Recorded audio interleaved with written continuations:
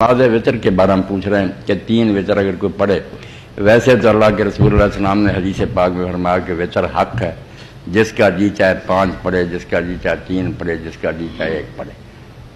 وطر کہتے ہیں عربی زبان میں تا کا عدد، جو تا کا عدد ہے نا 2 پر تقسیم نہیں ہوتے، 1 3 5 7 9 11، یہ سارے وطری وطر ہیں۔ تو آپ نے فرمایا 5 پڑھے، 3 پڑھے، 1 پڑھے، اس کی مرضی ہے، اس لیے اگر 1 پڑھی بس کر دے پھر تو یہ سوال ہی نہیں پیدا ہوتا۔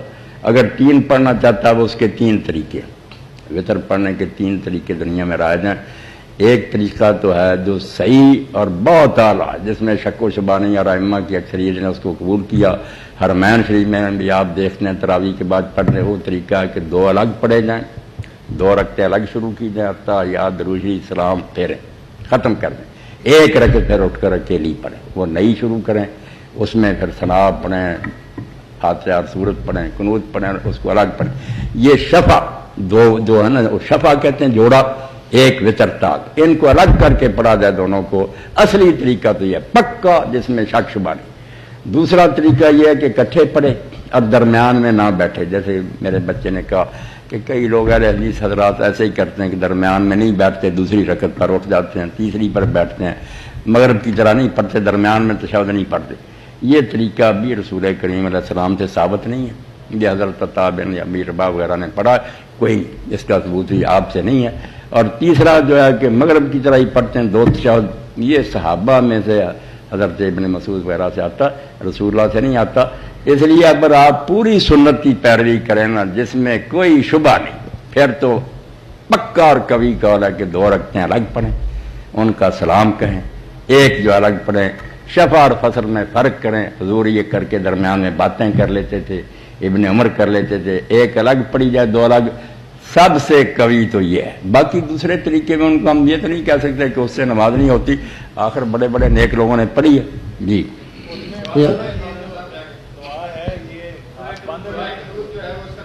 دعائے قنوت کا پوچھا آپ نے۔ دعائے قنوت کے بارے میں یہ بھی ہے کہ لوگ رکوع کے بعد بھی پڑھتے ہیں، کہ رکوع کرنے کے بعد کھڑے ہوتے ہیں پھر پڑھتے ہیں، مگر یہ بھی سنت سے ثابت نہیں ہے۔ جو وطر میں قنوت ہے نا، وہ صحیح سنت جو ہے اللہ کے رسول کی، کانا یقنط فی الوتر قبل رکوع، وطر میں آپ جو قنوت پڑھتے تھے وہ رکوع سے پہلے۔ اس میں صحیح بات یہی ہے کہ فاتحہ پڑھ کے سورت پڑھ کے آپ پھر قنوت پڑھیں، پھر رکوع میں جائیں۔ قنوت کے لیے سب راستے کھلے ہیں کہ آپ ہاتھ اٹھا کر کریں، باندھ کر کریں، لٹکا کر کریں، یہ تینوں طریقے صرف سے آئے۔ نبی علیہ السلام سے اس بارے میں کچھ ثابت نہیں ہے، ہم تک جو ریکارڈ پہنچا اس میں ذکر نہیں ہے، اس لیے سب کی گنجائش ہے۔ آپ ہاتھ اٹھا لیں گے تو یہ حضرت عبداللہ بن مسعود رضی اللہ عنہ کہتے تھے دعا ہے، دعا ہاتھ اٹھا کر کرنی تھی۔ اور امام جو ہے نا ابو یوسف رحمۃ اللہ علیہ، ابو حنیفہ رحمۃ اللہ بڑے شاگرد ہیں، وہ کہتے ہیں ہم کوفہ والوں نے قنوت تو وطر کی سیکھی ہے ابن مسعود سے، اور طریقہ امام صاحب اپنا ہی آپ نے بنایا، وہ باندھ کر ابن مسعود سینہ کے برابر اٹھاتے تھے۔ اگر وطر ان سے سیکھا ہے تو وہ کرو جو وہ کرتے۔ اس لیے مولانا تقی عثمانی وغیرہ بھی مانتے ہیں کہ بھائی سچی بات یہی ہے کہ ہاتھ اٹھانے کے، مگر اگر کوئی باندھ کر کرے، یا جیسے امام محمد کہتے ہیں کہ رکوع کے بعد جیسے لٹتے ہوتے ہیں، اسی طرح اللہ اکبر کہہ کے نیچے لٹکا لو، ہیں سارے طریقے جائز ہی جائز، نماز ہو جائے گی۔